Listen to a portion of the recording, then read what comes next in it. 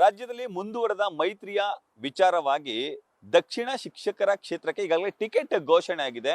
ಅಭ್ಯರ್ಥಿಯಾಗಿ ಡಾಕ್ಟರ್ ಇ.ಸಿ. ನಿಂಗರಾಜೇಗೌಡ ಅವರನ್ನ ಕಣಕ್ಕೆ ಇಳಿಸಲು ಮೈತ್ರಿ ಅಭ್ಯರ್ಥಿಯನ್ನು ಘೋಷಣೆ ಮಾಡಲಾಗಿದೆ. ನಮ್ಮ ಜೊತೆ ಅಭ್ಯರ್ಥಿ ಇದ್ದಾರೆ, ನಾನು ಅವ್ರನ್ನ ಮಾತಾಡ್ಸ್ತಾ ಹೋಗ್ತೀನಿ.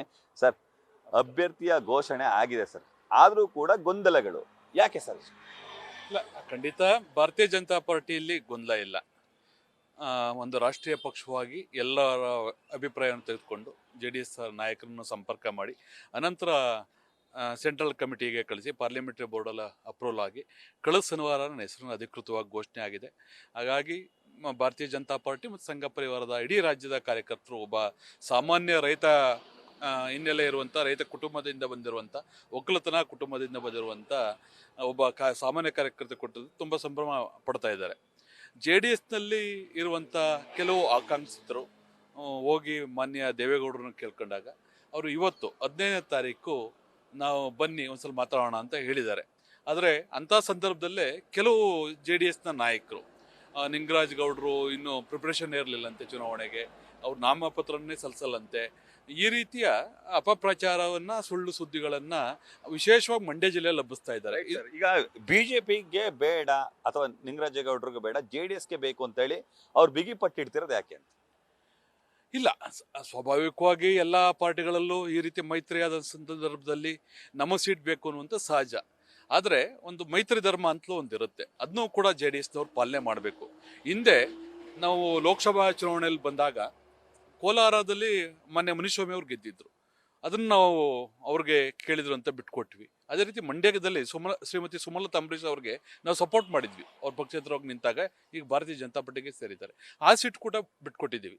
ಅದೇ ರೀತಿ ಏನು ಈ ಟೀಚರ್ ಕಾನ್ಸ್ಟಿಟ್ಯೂನ್ಸಿ ಬಂದಾಗ ಹಿಂದೆ ಒಂದ್ಸಲ ನನಗಿರುವಂಥ ಮಾಹಿತಿ ಪ್ರಕಾರ 7 ಸೀಟ್ ಖಾಲಿ ಇತ್ತು. ಆಗ 5+2 ಅನ್ನೋ ಸೂತ್ರದಡಿಯಲ್ಲಿ ಮಾತುಕತೆ ಆಗಿತ್ತು ಅಂತ ನಮಗಿರುವಂಥ ಸುದ್ದಿ. ಅದ್ರ ಪ್ರಕಾರ ಬೆಂಗಳೂರು ಗ್ರಾಮಾಂತರದಲ್ಲಿ ಪುಟ್ಟಣ್ಣವ್ರು BJP ಬೆಂಬಲಿತ ಅಭ್ಯರ್ಥಿಯಾಗಿ ಗೆದ್ದಿದ್ರು. ಆ ಸೀಟನ್ನು ನಾವು ರಂಗನಾಥ್ ಅವ್ರಿಗೆ JDS ಬಿಟ್ಕೊಟ್ಟಿದ್ದೀವಿ. ಒಂದು ಆಲ್ರೆಡಿ ಕೊಟ್ಟಾಗಿದೆ, ಇನ್ನೊಂದು ಭೋಜೇಗೌಡರದು ನೈಋತ್ಯ ಶಿಕ್ಷಕರ ಕ್ಷೇತ್ರದಲ್ಲಿ ಕೊಟ್ಟಿದ್ದೀವಿ. ಹಾಗಾಗಿ ನಮ್ಮಲ್ಲಿ ಯಾವುದೋ ಗೊಂದಲ ಇಲ್ಲ. ಟಿಕೆಟ್ ಘೋಷಣೆ ಆದ್ಮೇಲೂ ಕೂಡ ನಿಮಗೆ ಟಿಕೆಟ್ ತಪ್ಪಿಸ್ಬೇಕು ಅಂತ ಹೇಳಿ ಯಾರು ಹುನ್ನಾರ ಮಾಡ್ತಿದ್ದಾರೆ ಅಂತ ಸರ್? ಇಲ್ಲ, ಖಂಡಿತ ಯಾರು ಹುನ್ನಾರ ಮಾಡ್ತಾ ಇದ್ದಾರೆ ಅಂತ ನಾನು ಅನ್ಕೊಂಡಿಲ್ಲ. ಯಾಕೆಂದರೆ ನಮ್ಮ ಸಂಘ ಪರಿವಾರ ನನ್ನನ್ನು ಬೆಳೆಸಿದೆ. ಭಾರತೀಯ ಜನತಾ ಪಾರ್ಟಿಯಲ್ಲಿ ನಾನು ಇದ್ದೀನಿ. ಕಳೆದ 3 ಸಲ ನಾನು ಈ ಬೇರೆ ಬೇರೆ ಕ್ಷೇತ್ರದ ಚುನಾವಣೆ ಟಿಕೆಟನ್ನು ಕೇಳಿದ್ದೆ. ಈ ಶಿಕ್ಷಕರ ಕ್ಷೇತ್ರದ್ದೇನು ಈಗ ಕೊಟ್ಟಿದ್ದಾರೆ, ನಾನು 2018ರಲ್ಲೂ ಕೇಳಿದ್ದೆ. ಕೊನೆ ಕ್ಷಣದಲ್ಲಿ ನನ್ನ ಕೈ ತಪ್ಪಿತ್ತು. ಪದವೀಧರ ಕ್ಷೇತ್ರದ ಚುನಾವಣೆಯಲ್ಲೂ ಅದೇ ರೀತಿ ಆಗಿತ್ತು. ಆಗಲೇ 2 ವರ್ಷದಿಂದ ನಾನು ಮಾತು ಕೊಟ್ಟಿದ್ರು ನಮ್ಮ ವರಿಷ್ಠರು, ಇಲ್ಲ ನೀವು ಪ್ರಿಪೇರ್ ಆಗಿ ದಕ್ಷಿಣ ಶಿಕ್ಷಕರ ಕ್ಷೇತ್ರವನ್ನು ಕೊಡ್ತೀವಿ ಅಂತ. ಆ ಮಾತನ್ನು ಖಂಡಿತ ನಮ್ಮ ವರಿಷ್ಠರು ಉಳಿಸ್ಕೊಂಡಿದ್ದಾರೆ. ಅವರೆಲ್ಲರಿಗೂ ನಾನು ನಮಸ್ಕಾರ ತಿಳಿಸ್ತೀನಿ. ಸರ್, ಈಗ ಮಂಡ್ಯದಲ್ಲಿ ಅಪಪ್ರಚಾರ ಮಾಡ್ತಿದ್ದಾರೆ ಕೆಲವರು JDS ನಾಯಕರು ಅಂದ್ರಲ್ಲ ಸರ್, ಯಾರು ಸರ್ ಆ ನಾಯಕರು? ಇಲ್ಲ, ಹೆಸರು ಬೇಡ. ಅವ್ರಿಗೆ ನಿನ್ನೆ ಬೆಳಗ್ಗೆನೂ ಮಾತಾಡಿದ್ದೀನಿ. ಯಾಕೆಂದರೆ ಇವತ್ತು ಟೆಕ್ನಾಲಜಿ ಯುಗ, ಎಲ್ಲ ವಾಯ್ಸ್ ರೆಕಾರ್ಡ್ ಆಗುತ್ತೆ, ಎಲ್ಲ ಗೊತ್ತಿದೆ ನಿಮಗೆ. ಅದನ್ನು ಅವ್ರಿಗೆ ಹೇಳಿದ್ದೀನಿ, ನಿಮ್ಮ ಹಿರಿತನಕ್ಕೆ, ನಮ್ಮ ವಯಸ್ಸು ಕಾರಣಕ್ಕೆ ನಾವು ಗೌರವ ಕೊಡ್ತೀವಿ. ಈ ರೀತಿ ಸುಳ್ಳು ಸುದ್ದಿ, ಯಾಕಂದರೆ ಅವರು ನಿರಂತರವಾಗಿ ನನ್ನ 30 ವರ್ಷದಿಂದ ಪರಿಚಯ ಇರುವಂಥವ್ರೆ. ಹಾಗಾಗಿ ಯಾರಿಗೋ ಹೇಳಿ ಇಲ್ಲ ನಿಂಗರಾಜ್ ಗೌಡರು ಕೇಳೇ ಇರಲಿಲ್ವಂತೆ, BJP ಅವರು ಅನೌನ್ಸ್ ಮಾಡಿಬಿಟ್ಟಿದಾರಂತೆ. ಹಾಗಾಗಿ ಅವ್ರು TV ನೋಡಿ ಸಾಕಿಂಗ್ ಆಯ್ತಂತೆ, ರೈಟಿಂಗಲ್ಲಿ ಬರೆದುಕೊಟ್ಬಿಟ್ಟಿದಾರಂತೆ BJP ಅವ್ರಿಗೆ. ಆಮೇಲೆ BJP ಮುಖಂಡರು ಬೇರೆ ಇನ್ಯಾರು ನಿಲ್ಲಿ ಅಂತ ಹೇಳಿದ್ರಂತೆ, ಆದರೆ BJPಲಿ ಯಾರು ತಯಾರಿಲ್ಲಂತೆ. ಹಾಗಾಗಿ ಭಾರತೀಯ ಜನತಾ ಪಕ್ಷ JDSನವರು ದುಂಬಾಲು ಬಿದ್ದಿದೆ ಕ್ಯಾಂಡಿಡೇಟ್ ಹಾಕಿ. ಈ ರೀತಿ ಕೆಲವು ವ್ಯಕ್ತಿಗಳಿಗೆ ಫೋನ್ ಮಾಡಿ ಇನ್ಯಾರ್ದೋ ಇದು ಮಾಡುವಂಥ ಪ್ರಯತ್ನ ಮಾಡ್ತಿದ್ರು. ನಿನ್ನೆ ನಾನು ಹೇಳಿದ್ದೀನಿ, ಈ ಕ್ಷಣದಿಂದ ಮಾಡಬಾರ್ದು, ಆ ರೀತಿ ಮಾಡಿದ್ರೆ ನಾನು ಮೀಡಿಯಾಕ್ಕೆ ಹೋಗ್ತೀನಿ ಅಂತ ಹೇಳಿದ್ದೀನಿ. ಆಗ ನಿನ್ನೆಯಿಂದ ಅದು ನಿಂತಿದೆ. ಬಟ್ ಬಹುತೇಕ JDS ನಾಯಕರು ಅನೌನ್ಸ್ ಮಾಡ್ತಾರೆ ಸರ್, JDSಗೆ ಟಿಕೆಟ್ ಬಿಟ್ಕೊಡ್ಬೇಕು, ನಮ್ಮಲ್ಲಿ ಅಭ್ಯರ್ಥಿಗಳಿದ್ದಾರೆ, KT ಶ್ರೀಕಂಠೇಗೌಡ ಇದ್ದಾರೆ, ವಿವೇಕಾನಂದ ಇದ್ದಾರೆ, ಇಬ್ಬರಲ್ಲಿ ಒಬ್ರು ಕೊಡಿ, ನಿಂಗರಾಜೇಗೌಡರಿಗೆ ಬೇಡ ಅಂತೇಳಿ ಮೀಡಿಯಾ ಸ್ಟೇಟ್ಮೆಂಟ್ಸ್ ಕೂಡ ಆಗಿದೆ.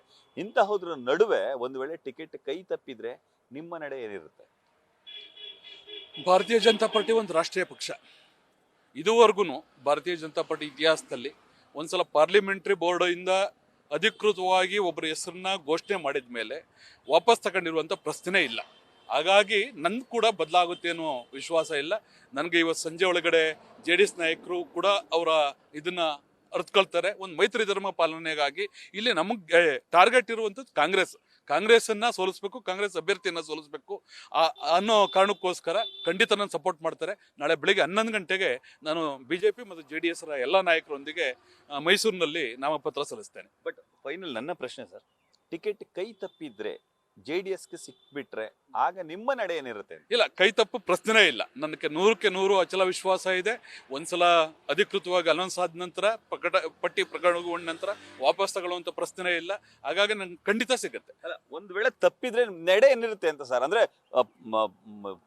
ಪಕ್ಷೇತರವಾಗಿ ಸ್ಪರ್ಧೆ ಮಾಡ್ತೀರಾ ಅಥವಾ ಸ್ಪರ್ಧೆಯಿಂದ ಹಿಂದೆ ಸರಿತಾರೆ, ಆ ತರದ ಏನಾದ್ರು ಬೆಳವಣಿಗೆಗಳು ಇರುತ್ತಾ ಅಂತ ಸರ್? ಇಲ್ಲ, ಖಂಡಿತ ಪಕ್ಷೇತರವಾಗಿ ಆ ವಿಷಯನೇ ಬರಲ್ಲ. ಭಾರತೀಯ ಜನತಾ ಪಾರ್ಟಿ ಮತ್ತು JDS ಪಕ್ಷದ NDA ಮೈತ್ರಿ ಅಭ್ಯರ್ಥಿಯಾಗಿ ನಾಳೆ ಬೆಳಿಗ್ಗೆ 11 ಗಂಟೆಗೆ ಮೈಸೂರಿನಲ್ಲಿ ನಾಮಪತ್ರ ಸಲ್ಲಿಸ್ತೇನೆ. ಈಗ ತುಂಬಾ ಜನ ಹೇಳ್ತಿದ್ದಾರೆ ಸರ್, ಇವತ್ತು JDS ಅಭ್ಯರ್ಥಿಗೆ ಟಿಕೆಟ್ ಅನೌನ್ಸ್ ಆಗುತ್ತೆ, ನಿಂಗರಾಜೇಗೌಡರ ನಡೆ ಬೇರೆ ಇದೆ ಅಂತ ಹೇಳ್ತಾರೆ ಸರ್. ನಡೆ ನಿಗೂಢವಾಗಿ ಇರುತ್ತಾ ಅಥವಾ ಪಕ್ಷೇತರವಾಗಿ ಸ್ಪರ್ಧೆ ಮಾಡ್ತೀರಾ? ಇಲ್ಲ, ನಾನು ಸಂಪೂರ್ಣ ನನ್ನ ಸಂಘ ಪರಿವಾರದ ಮುಖಂಡರನ್ನ ಹಿರಿಯರನ್ನ ನಂಬಿದ್ದೀನಿ.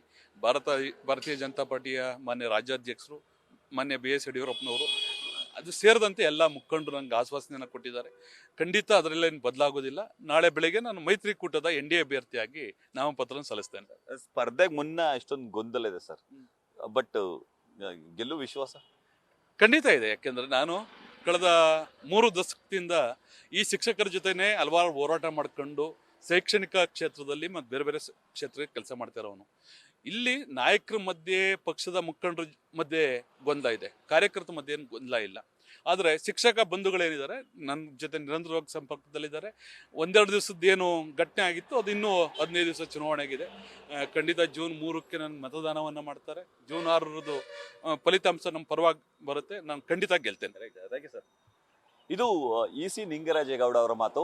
ಒಮ್ಮೆ ಟಿಕೆಟ್ ಅನೌನ್ಸ್ ಆದ್ರೆ ಮತ್ತೊಮ್ಮೆ ಬದಲಿಸಿದ ಇತಿಹಾಸ ಬಿಜೆಪಿಯಲ್ಲಿಲ್ಲ. ಹಾಗಾಗಿ ಮೈತ್ರಿ ಅಭ್ಯರ್ಥಿಯಾಗಿ ನಾನು ಕಣಕ್ಕಿಳಿಯುವುದು ನಿಶ್ಚಿತ. ನಾಳೆ ಬೆಳಿಗ್ಗೆ 11 ಗಂಟೆಗೆ JDS ಹಾಗೂ ಬಿಜೆಪಿ ಮೈತ್ರಿ ಅಭ್ಯರ್ಥಿಯಾಗಿ ಅಖಾಡಕ್ಕೆ ಧುಮುಕ್ತೀನಿ, ನಾನು ಗೆಲ್ತೀನಿ ಅನ್ನೋ ವಿಶ್ವಾಸವನ್ನು ವ್ಯಕ್ತಪಡಿಸಿದ್ದಾರೆ.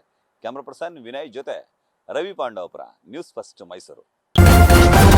ನ್ಯೂಸ್ ಫಸ್ಟ್ ನಿರ್ಭೀತಿಯಿಂದ ನಿಮ್ಮ ಪರವಾಗಿ.